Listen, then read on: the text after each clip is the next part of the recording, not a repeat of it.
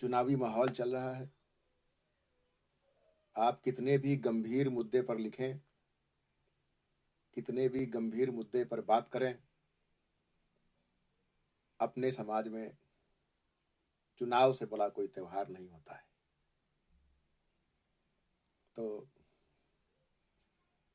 बाकी मुद्दों पर चुनाव परिणाम आने तक ध्यान नहीं देना चाहते हैं। जिसको कहते हैं ना कि पूरा एकाग्र हैं, बिल्कुल मन चित्त से समर्पित हैं। कोई और बातचीत नहीं, ना सुननी है, ना पढ़नी है, ना देखनी है, ना बूझनी है, कुछ नहीं। सिर्फ सिर्फ चुनाव। एक नशा होता है।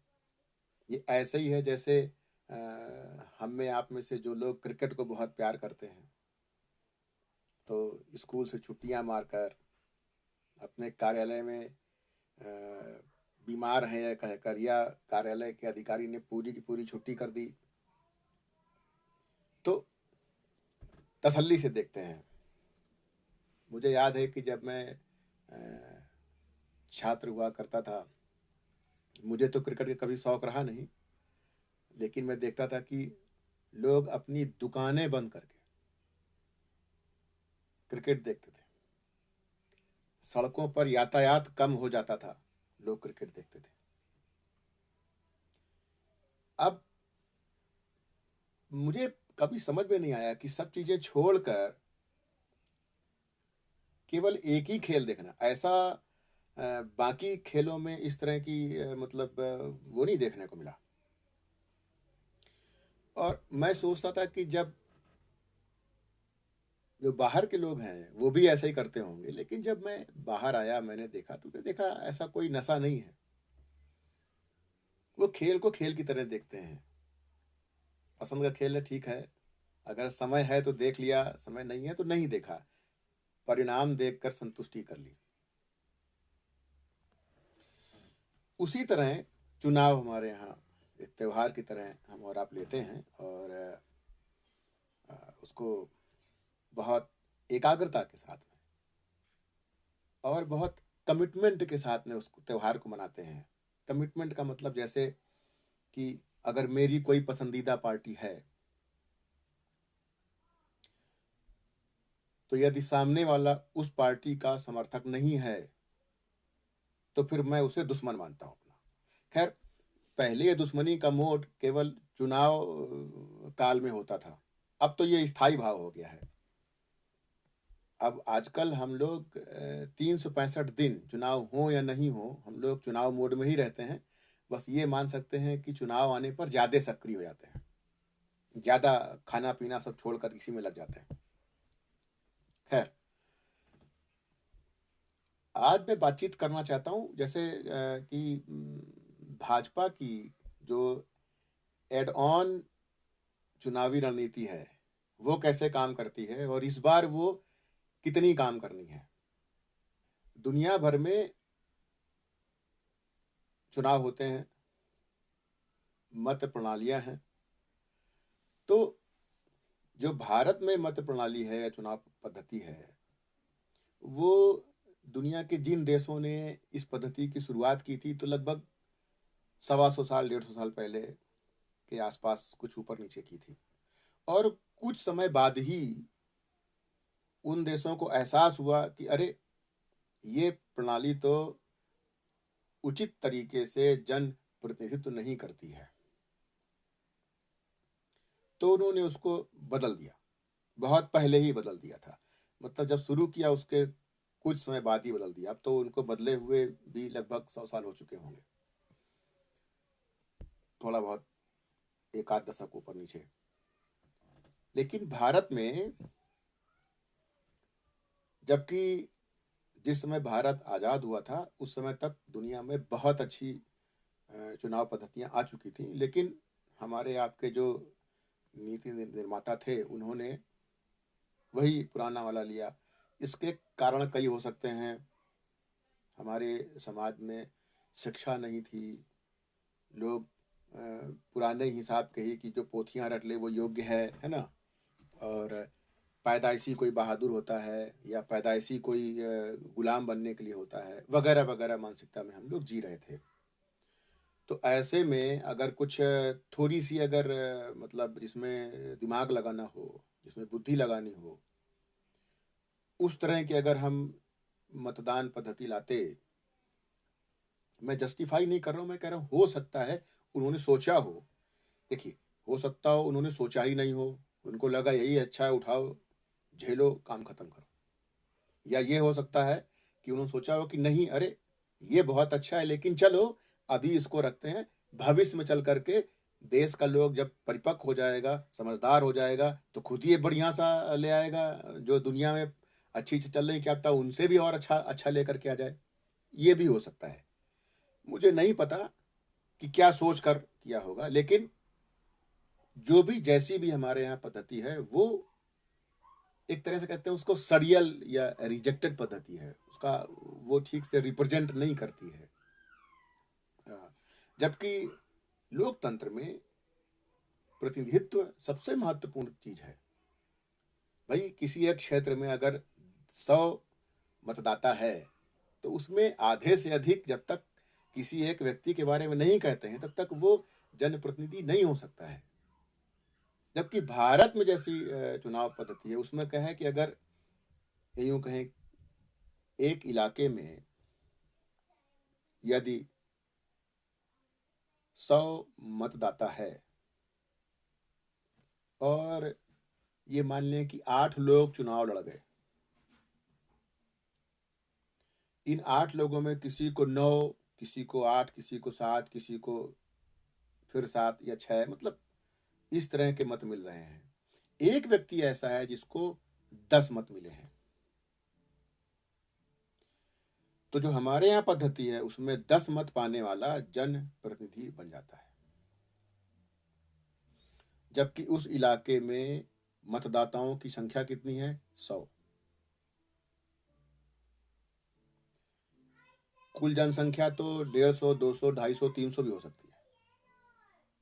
मतलब अब ये समझा जाए कि वयस्क लोगों की जनसंख्या 100 होने के बावजूद केवल जिसको 10 मत प्राप्त होते हैं, वो जनप्रतिनिधि बन जाता है और वो उस पूरे इलाके के बारे में मतलब अपने आप को जनप्रतिनिधि मानता है और वो बाकी भी लोग उसको मानते हैं, बन गया वो उस इलाके का। क्या 100 में 10 लोगों द्वारा चुना गया व्यक्ति वास्तव में 100 लोगों का प्रतिनिधि है? नहीं है, किसी भी तरीके से नहीं है।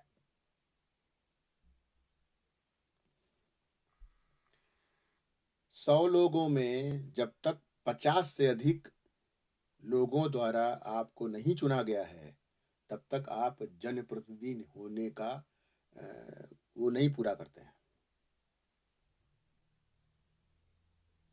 दुनिया के जो विकसित देश हैं, उन्होंने तो इतने बढ़िया व्यवस्थाएं बना रखी हैं कि 50 छोड़िए, उसमें तो बहुत अधिक लोगों को द्वारा आपका वो होता है। कम से कम 50 का तो होता ही है। भारत में क्या है कि 100 लोगों का इलाका था, 100 में 90 लोगों की मत का कोई वैल्यू नहीं है, उनका ज़ीरो हो गया। 10 लोगों के मत का वैल्यू है।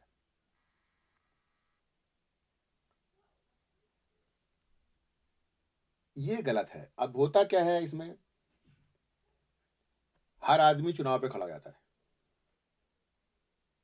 उसको 1 मत मिले, 2 मत मिले, 3 मत मिले, उससे कोई मतलब नहीं, क्योंकि वो जानता है कि धोखे से अगर बाकी को हमसे कम मिले तो हम जीत जाएँगे। लेकिन यदि 100 में ये कहा जाए कि कम स कि 50 से अधिक पाने वाला ही केवल प्रतिनिधि बनेगा, तो बहुत लोग ऐसे हैं जो चुनाव नहीं लड़ेंगे।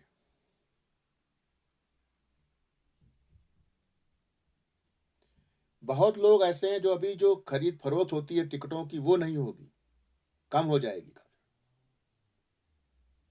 क्योंकि 50 से अधिक पाना 100 में, ये वही व्यक्ति जाए। इसके लिए फिर जो जो राजनीतिक दल हैं, उनको क्या करना पड़ेगा? वो भी जाएँगे और फिर वो जो अभी छोटी-छोटी राजनीति करते हैं ना, कि कोई किसी जाति का हो गया, कोई किसी जाति का, कोई किसी जाति का हो गया, तो हमारा 8% है, हमारा 10% है, हमारा 16% है, हमारा 4% है। हमारा 20% है, तो बस हम लीड करेंगे, बाकी लोग पीछे रहें, ये सब बंद हो जाएगा, बहुत कमी हो जाएगी। क्योंकि आपको बहुसंख्यक के लिए काम करना पड़ेगा, क्योंकि आपको 50 से अधिक लोगों को प्रभावित करना है 100 में से। आप फिर नफरत की राजनीति नहीं कर पाएंगे या मूर्ख बनाने की राजनीति नहीं कर पाएंगे। अभी क्या है, 100 लोग हैं, 10 लोगों को पटा लीजिए और बाकी ये सुनिश्चित करने में लग जाइए कि बाकी को 10 से कम मिले, मत बट जाएं, छितरा जाएं, डमी कैंडिडेट खड़े कर दीजिए, छोटी छोटी डमी पार्टीज खड़ी कर दीजिए। जब भी लगे कि सामने वाला जीतने जा रहा है तो बस डमी पार्टी खड़ी करवा दीजिए किसी जाति विशेष की, धर्म विशेष की, उसका कट गया। हमारे उतने ही है, हमको 10 ही मिल रहा है, लेकिन बाकी को 10 से कम मिल रहे हैं, तो मैं जनप्रतिनिधि हो गया, मैं सरकार बना दिया, 90 लोग ऐसी तैसी मिले। ये डेमोक्रेसी के लिए सही नहीं है। लेकिन हम और आप यहां तक सोचते ही नहीं हैं। अब इसके पीछे हमारी या तो अंदर की बेईमानी हो सकती है, या हमारे अंदर की अजागरूकता हो सकती है, जानकारी का नहीं होना हो सकता है, या हम ही श्रेष्ठ हैं, बाकी दुनिया में जितने भी बाकी सारे देश हैं सब जो है वो हम ही विश्व गुरु हैं, ये वाला फीलिंग हो सकता है, तो हमें किसी सीखना ही नहीं है, ये भी हो सकता है। जो भी है, कारण कुछ भी हो, लेकिन हमारी कमजोरियां हैं, हम कमजोर हैं। इसको इस रूप में देखते हैं आप। आपका मुझे पता नहीं है, लेकिन लंबे समय तक, मतलब दशकों तक, अब थोड़ा बहुत बदलाव हो गया होगा, दशकों तक ये था कि जो भी बीएससी करता था, जो भी बीए करता था, ये जो बीकॉम वगैरह जो भी सब जो पढ़ी ऐसे जो होती हैं एग्जामिनेशंस इन विश्वविद्यालयों में, 12 सवाल आया करते थे, 3 हल करने होते थे, मतलब 12 में से 3। अब मान लीजिए किसी लड़के ने, किसी किताब में मान लीजिए 12 अध्याय हैं, उस लड़के ने, मान लीजिए किसी एक लड़के ने 9 अध्याय पढ़ रखे हैं, 3 अध्याय नहीं पढ़ रखे। किसी लड़के ने 3 अध्याय पढ़ रखे हैं, 9 अध्याय नहीं पढ़े। मान लीजिए कि जिस बंदे ने पेपर बनाया है वो बंदा उन्हीं संयोग की वजह से उस 12 सवालों में से जिस बंदे ने 3 अध्याय रटे हैं, उन्हीं 3 अध्यायों में से उसको अपने मतलब के 3 प्रश्न मिल जाते हैं, जिससे वो पूरे हल करके चला आता है। लेकिन जिस बंदे ने 9 अध्याय पढ़ रखे हैं, उसको केवल एक ही अध्याय ऐसा वहां मिलता है 12 सवालों में जिसमें वो ढंग से लिख सकता है, तो केवल एक सवाल हल करता है। एक लड़का जिसने 9 अध्याय पढ़े 12 अध्यायों में से, उसको 1 नंबर मिलता है, या 30% कह सकते हैं, उसको फेल हो गया। दूसरे बंदे ने जिसने 3 ही अध्याय कल पढ़े और तीनों सेट हो गए उसके, तो वो 100% प्राप्त करता है। जबकि वास्तव में किसने मेहनत की, किसके पास बेहतर ज्ञान है। तो अब हम ये अंदाजा लगा सकते हैं कि हमारे आपके जो नौकरशाही है, जो सरकारी नौकरियों जाते हैं जो लोग डिग्रीधारी लोग हैं, वो किस तरह के रहे होंगे। अभी भी देखिए, इंजीनियरिंग का एंट्रेंस हो, मेडिकल का एंट्रेंस हो, या नौकरियों का एंट्रेंस हो, कोचिंग खूब चलती है भारत में, जबरदस्त कोचिंग चलती है।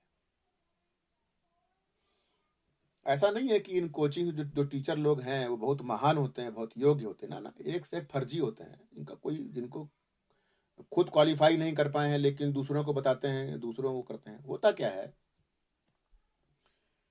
कि ये टेक्निक सिखाते हैं।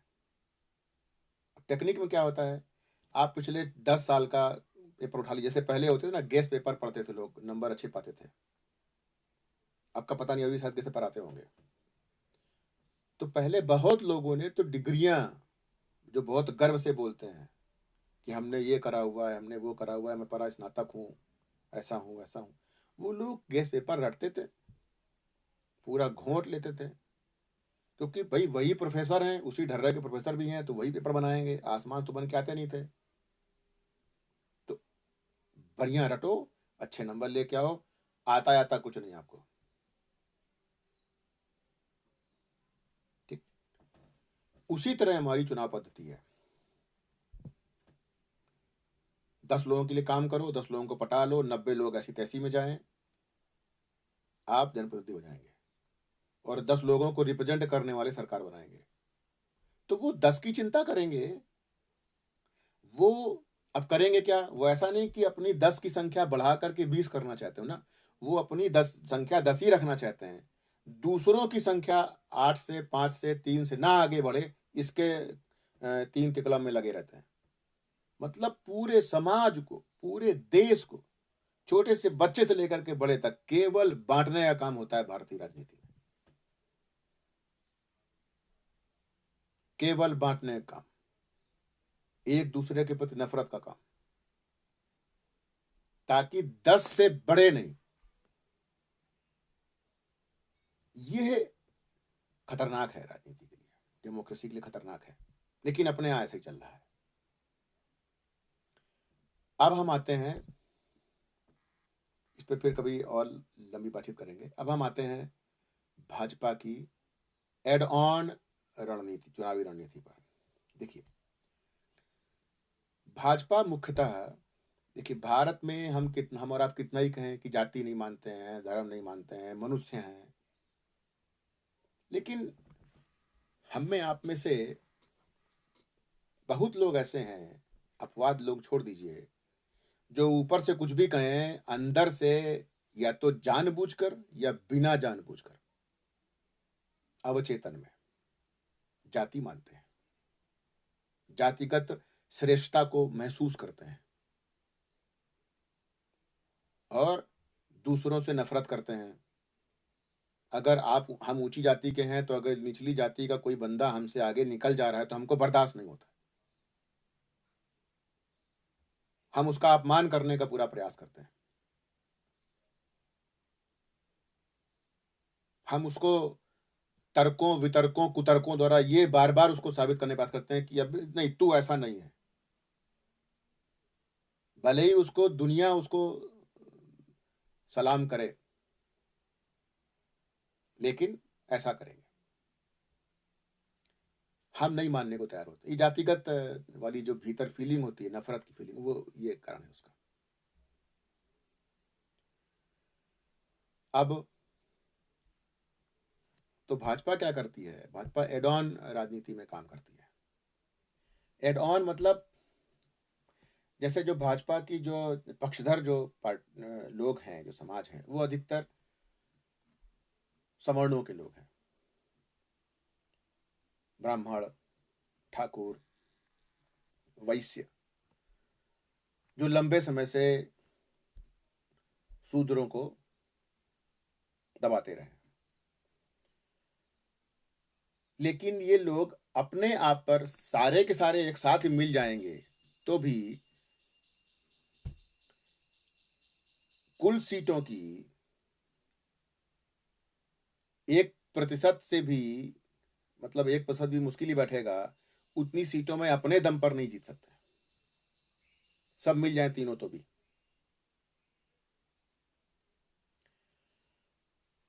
तो भाजपा क्या करती थी, जो बाकी पार्टियां नहीं कर पाई, भाजपा ने क्या किया कि वो एड ऑन करती है। देखिए, जैसे अभी एक भाजपा के एक नेताजी थे, वो किसी लड़के से कह रहे थे, एक किसी पार्टी के बारे में, कि उस पार्टी की तो जो है इतनी सीटें हैं, भाजपा से क्या टकराएगी।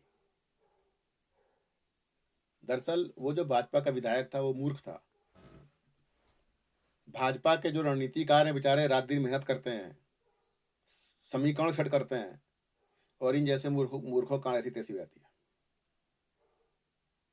अरे भाई, भाजपा के रणनीतिकार जिनकी रणनीतियों की वजह से आप विधायक बने हैं, उनसे तो पूछ लो क्या कर रहे हैं। ये छोटी छोटी पार्टियों को क्यों जोड़ते हैं अपने साथ में? वो इसलिए जोड़ते हैं क्योंकि भाजपा टॉप अप पर विश्वास करती है, एड ऑन पर विश्वास करती है।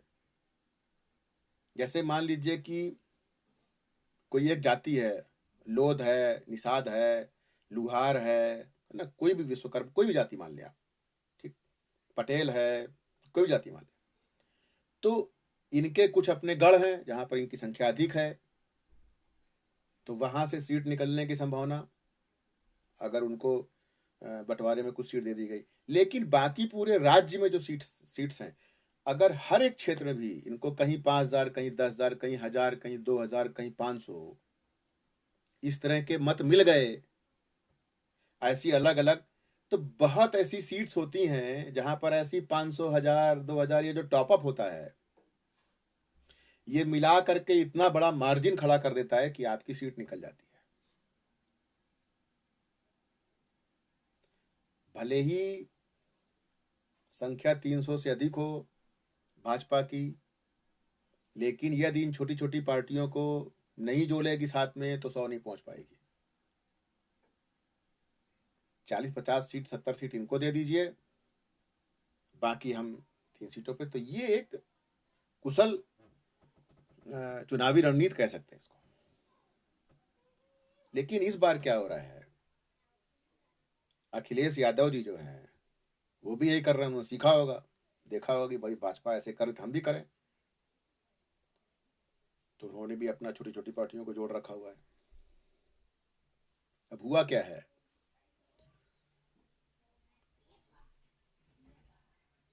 हिंदू मुस्लिम करके ज्यादा, मतलब बहुत बार आप चुनाव नहीं जीत सकते।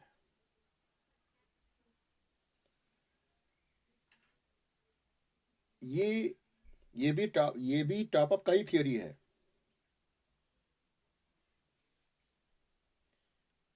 जैसे बहुत लोग उसे पूछते हैं कि मोदी जी जो हैं वो जब कहीं भी किसी राज्य में जाते हैं तो उसका परिवेश काय धारण कर लेते हैं। बंगाल जाएंगे दाढ़ी बढ़ा लेंगे, कहीं जाएंगे कहीं कहीं वो पहन लेंगे, कुछ पहनेंगे कुछ पहनेंगे। या सबसे ये क्यों कहते हैं कि मैं भी आप ही की तरह था, कोई बात कीजिए, मैं भी ऐसे ही करता था। इसके पीछे कारण है, वही एड ऑन वाली पॉलिटिक्स है, वही रणनीति है। हम और आप हंसते हैं उनके ऊपर, उनका मजाक उड़ाते हैं, लेकिन वो चतुर चुनावी रणनीति के तहत ऐसा करते हैं। अब देखिए, जितना भाजपा का समर्थक है, जो कोर समर्थक है, वो तो रहता ही है। बहुत ऐसे लोग जो मोदी जी को सुन रहे होते हैं, ठीक है, 1,000 लोगों ने सुना तो उनमें से 2 लोग तो कम से कम उनका पहनावा देख करके उनके साथ अपनापन महसूस कर सकते हैं ना। और फिर भारत में सामंतवादी मानसिकता है, कोई प्रधानमंत्री है, कोई मुख्यमंत्री है तो उसको हम राजा मान लेते हैं, अपने ऐसा इंसान नहीं मानते हैं। भाई ऑस्ट्रेलिया में तो एक सामान्य किसान ही प्रधानमंत्री से कह सकता है कि हमारे बगीचे से बाहर खड़े होइए आप, हमारे अभी हमने यहाँ बीज बोए हैं और उसको खराब कर रहे हैं। प्रधानमंत्री कुछ नहीं, बुरा नहीं मानता, ईगो पे नहीं आता, उसके ऊपर एफआईआर नहीं दर्ज होती है, उसके मुकदमा नहीं दर्ज होता है, उस किसान के ऊपर कुछ नहीं होता है। उसका अधिकार है भाई, उसका क्षेत्र है वो, उसने तुमको चुना है, तुम उसके इरादा थोड़ी ना हो। भाई कल को प्रधानमंत्री नहीं रहोगे तो आम आदमी तो रहोगे। मुस्कुराता है, सॉरी बोलता है और उसके क्षेत्र से हट जाता है। भारत में आप एक सामान्य सा जो टटपुंजिया सा जो सरकारी नौकरशाह होता है, उससे बड़ा ऐसे बोल के देख लीजिए आप। ऐसे बोलना दूर, उसको सलाम केवल ना कीजिए, उसी को बेइज्जती मान लेगा आपने, और फिर वो इतना बढ़िया पाठ पढ़ाएगा, आपको कुछ कहने को नहीं। तो अब ऐसे में कोई प्रधानमंत्री अगर आपकी बता रहा है आपसे कि मैं भी आप ही की तरह था, तो कुछ लोग तो है ना जो गर्व महसूस कर सकते हैं। तो कुछ लोगों को तो अपने जो जो फ्लोटिंग जो मतदाता होते हैं, तो कुछ को तो इंतजाम कर लिया अपने लिए। तो ये जो एड ऑन वाली रणनीति है, ये भाजपा बहुत अच्छे तरीके से करती है, और जरूरी भी है भारत में चुनाव जीतने के लिए। और इसी कारण भाजपा जीतती भी है, वो एड ऑन के लिए जीतती है, तभी सबको बटोरे रहती है वो, और बिल्कुल बहुत वैसे तरीके से। तो ये जो चीजें हैं इस बार कितना काम आएंगी वो हमको देखना है, क्योंकि इस बार अखिलेश जी भी लगे हुए हैं। दूसरा, भाजपा के साथ थोड़ा सा कमजोरी ये लग रही है, क्योंकि किसान आंदोलन इन्होंने लंबा खींच दिया, तो किसानों को आपस में चर्चा करने का मौका मिला, एक दूसरे के साथ में संवाद हुआ, उसका बहुत फायदा हुआ किसानों को, समाज का। तो वो जो नाराजगी है वो अलग चीज हो गई, ये नुकसान देगी। दूसरा, बसपा कमजोर हो गई है। जो बसपा के समर्थक हैं वो भले ही ना माने, अब वो जैसे 8-9 सीटें हैं या 10 सीटें हैं, जो भी सीटें हों, उसमें से 15-20 हो जाना या 30 हो जाना, ये कोई बढ़ोतरी नहीं है। इसका मतलब ये नहीं कि आप रिवाइव कर गए। हाँ, अगर कांग्रेस 10 का 30 होती तो रिवाइवल बनाया, वो रिवाइवल है। बसपा अगर 10 से 30 होती है तो रिवाइवल नहीं है, वो वहीं पर खड़ी है, और नीचे नहीं गई, इतना कह सकते हैं। कांग्रेस 10 का 15 भी होती है, 10 का 20 भी होती है, तो रिवाइवल है उसका, रिवाइव कर रही है। इस पर फिर कई बात करेंगे। तो बसपा से भी जैसे, तो मुस्लिम जो है बसपा में कम जाएगा, बटेगा नहीं इस बार, थोड़ा बहुत जाएगा, लेकिन ऐसा नहीं जैसे पहले नहीं कि कंफ्यूज हो गया, इधर जा रहा है उधर जा रहा है, ऐसा तो ऐसा नहीं होगा, एक मुश्त जाएगा। जो पिछड़ी जातियां हैं उनमें से अनेक जातियां संतुष्ट नहीं है, जिस तरह से सरकार चलाई गई है उत्तर प्रदेश की, संतुष्ट नहीं है, कहती भली नहीं है लेकिन संतुष्ट नहीं है। दूसरा, बहुत युवा नाराज हैं रोजगार की वजह से, बाकी वजह से, तो वो नाराजगी का कुछ प्रतिशत, जैसे ये एड ऑन वाला होता है वैसे इधर का भी एड ऑन नुकसान पहुंचा सकता है। जो माइनस एड ऑन है वो नुकसान पहुंचा सकता है। और भारत में एक चीज और भी है कि, क्योंकि वही वाला आ गया जो मत प्रणाली वाली बात जो पहले हम चर्चा कर चुके हैं कि 100 में 10, उस भारत में क्या है, तो उत्तर प्रदेश से विशेषकर क्या है कि अगर कई ऐसी घटनाएं हुई हैं, आप देख लें कि 0.6% का अंतर हुआ है मत प्रतिशत में, मतलब इतना मत बढ़ा है आपका, लेकिन सीटें 50 के कम हो गई। 3% घट गया आपका और सीटें 150 कम हो गई। तो बीजेपी का जो 39% जो पिछली बार जो मत प्रतिशत था, वो अगर घट के 35 भी हो गया, कुछ तो घटना ही है, घटा, तो वो निर्भर करता है कि किस पैटर्न से घटा है। तो इनकी काफी सीटें कम भी हो सकती हैं। एक बार ऐसा हुआ कि बीएसपी का लगभग 7 या 8% उनकी मत प्रतिशत बढ़ा, लेकिन सीटें उतनी की उतनी रही, ना घटी ना बढ़ी, उतना ही, कोई फर्क नहीं। सपा के साथ एक बार ऐसा हुआ कि 0 पॉइंट कुछ था, कितने प्रतिशत मतलब बढ़ा और सीटें उनकी 50 लगभग कम हो गई। 3% बढ़ गया और सीटें 150 के लगभग बढ़ गई, 125 लगभग बढ़ गई। उसी जगह बसपा का 8% बढ़ा या 6% बढ़ा, दूसरी घटना है, उसमें लगभग 100 के लगभग सीटें बढ़ गई। तो ये पैटर्न की बात है। मतलब देखिए, बहुत ऐसी सीटें ना जहां पे 1000, 2000, 3000, 4000, 5000 के मतों से आप हारते जीतते हैं। वहां पे थोड़ा बहुत फ्लक्चुएट हुआ, ऊपर हुए, तो मत प्रतिशत तो लमसम होता ही रहा। और दूसरे इलाके में आपने जहां पर आप 1 लाख से जीते थे, वहां 2 लाख से जीत गए आप, तो मत प्रतिशत तो बढ़ गया, लेकिन सीटों संख्या कम हो गई।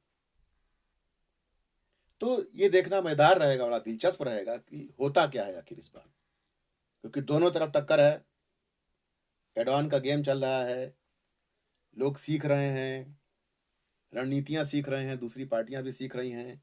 अच्छी बात है।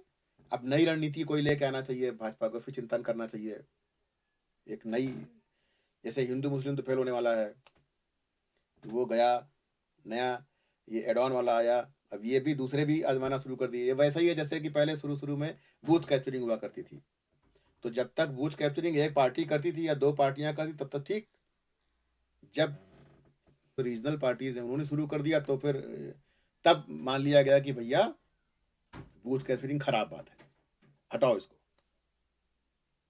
अगर रीजनल पार्टीज इतनी ताकतवर नहीं होती कि वो भी 2-4 जगह हाथ आजमा लें, तो फिर तो ठीक चलता रहता है बूथ कैप्चरिंग ओके। लेकिन जब रीजनल पार्टीज, पिछड़ी जातियों की जब, या दलित जातियों की जो पार्टीज हैं, उन्होंने भी अपना थोड़ा बहुत हाथ आजमाना शुरू किया, तो फिर बूथ कैप्चरिंग गंदी बात हो गया। ये अगर ध्यान से देखें तो ये सब चलता रहता है। मेन चीज है सत्ता खेल, कौन सत्ता को कंट्रोल करना चाहता है। देखते हैं क्या होता है। देखिए, मैं सीटों की संख्या पर बात कभी नहीं करता, क्योंकि मुझे पता है कि कुछ पक्का नहीं कह सकते, लेकिन फिर भी मतलब मेरे जो विश्लेषण है उससे आप सहमत हो या असहमत हो, लेकिन आप नकार नहीं सकते। ये नहीं कहते कि फालतू की बात है। चलिए, फिर मिलते हैं। जय हो।